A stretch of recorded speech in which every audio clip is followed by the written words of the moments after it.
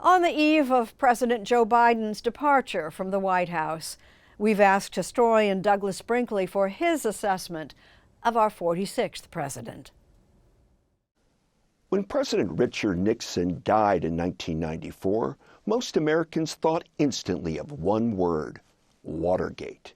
They didn't think of the EPA, the vital government agency Nixon created.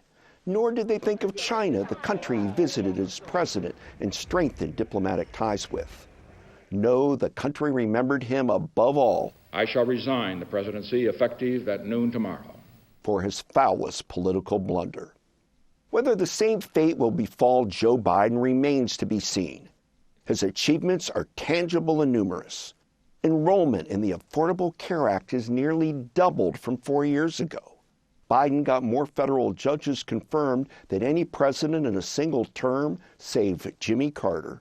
His steadfast support for Ukraine and NATO expansion at a time of creeping autocracy in Europe was heroic. But Biden's mistakes cost him and his country dearly. He appointed an Attorney General, Merrick Garland, whose painstaking scrupulousness delayed and ultimately doomed the DOJ's prosecution of Donald Trump. Furthermore, Biden undermined his own credibility by pardoning his son after repeatedly vowing not to.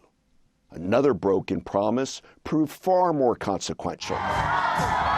Biden's implicit campaign pledge in 2020 that his presidency would serve as a bridge to a new generation of leaders rang hollow when he ran for re-election 4 years later.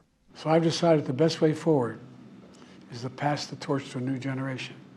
When he reluctantly handed the reins to his Vice President Kamala Harris, he put her in an inauspicious position from which she didn't recover.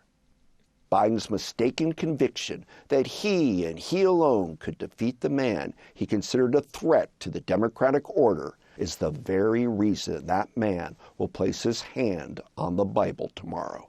So help me God. Congratulations, Mr. President.